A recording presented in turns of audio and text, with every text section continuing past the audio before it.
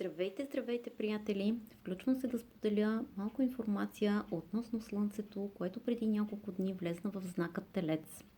С какво може да ни бъде полезно това и какви уроци можем да научим от Телеца и как да използваме точно енергията му. Телецът е вторият зодиакален знак, земен знак, свързан с материята. И все пак Телецът като управител на нашия втори дом, той се свързва с нашите финанси, с нашите материални придобивки, недвижимо имущество, с всичко това, което ние притежаваме. Но, разбира се, Телецът не е само пари и финанси. Телецът управлява и нашите пет сетива. А именно това да се насладим на всичко това, което виждаме край нас в момента, тази прекрасна природа. Не случайно Телецът управлява именно средата на този сезон, пролетта, когато вече всичко е наситено с красота, с аромати, с цветя, с зеленина. Природата просто е най-прекрасна, когато се е събудила за нов живот. И всичко това се наслаждаваме чрез нашите сетива. Другото, което е, усещаме ароматите навън, можем да усетим вкусната храна с нашият обоняние или пък да се насладим на един прекрасен, хубав масаж чрез допира. Но Телецът управлява и освен всички удоволствия и всички видове лукс, така че можем да посетим някой спа хотел, можем да отидем на някоя екзотична екскурзия, да отидем на концерт, на опера, на театър, тъй като той управлява и изкуствата. И също така можем да обича, освен забавленията, можем да посетим и някой тропически плаж. Така че това са нещата, които Телеца иска да ни предостави. Всичките удоволствия и за тялото, и за духа. Така че през този месец можем да се насладим на всички тези удоволствия. Но един от уроците на Телеца, все пак, който управлява нашите финанси, това е именно нашата себеоценка и нашето себеуважение.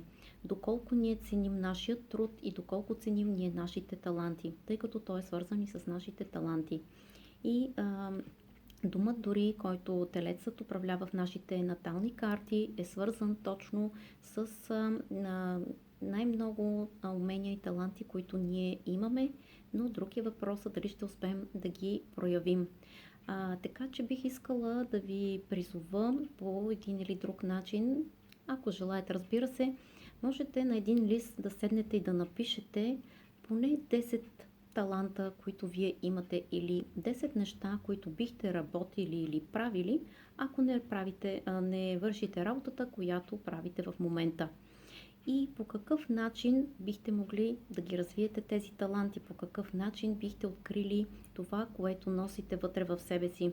Защото, повярвайте ми, всички ние имаме изобилие от таланти, но просто по един или друг начин не е дошъл момента, в който да ги открием, или пък сме се отказали и изобщо сме си казали, аз не притежавам такива качества и такива таланти.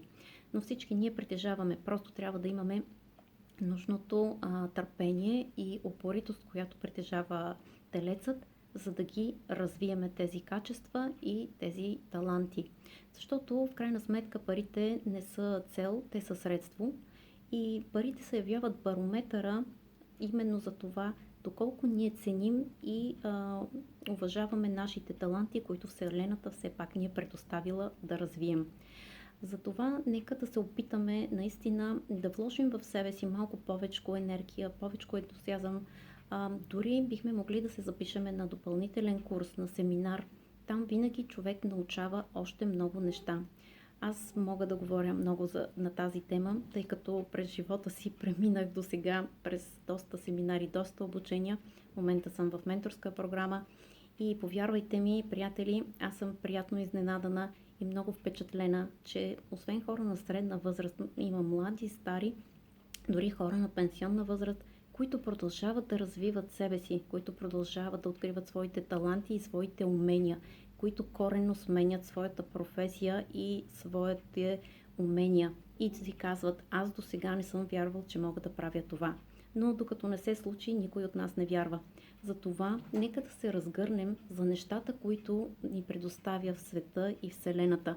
И нека наистина да разгърнем своя потенциал по най-прекрасният начин. До сега аз преминах през доста обучения и през доста курсове и наистина продължавам да търся все още и да надграждам себе си. Повярвайте ми, че наистина инвестицията в себе си се явява един от най-ценните дарове, които можем да направим на себе си. И нека наистина да имаме по-висока самооценка за себе си, защото, както казах, това е барометъра, нали, доколко ценим ние себе си. И ако ние не ценим себе си, няма да ни ценят и другите. Затова нека наистина да поставиме по-висока оценка на себе си и на труда, който имаме. И разбира се, да уважаваме и труда на другите, защото всички имаме своите таланти. Желая ви един прекрасен, слънчев и усмихнат ден. И все пак наистина постарайте се да направите списък с вашите таланти, които притежавате. До скоро!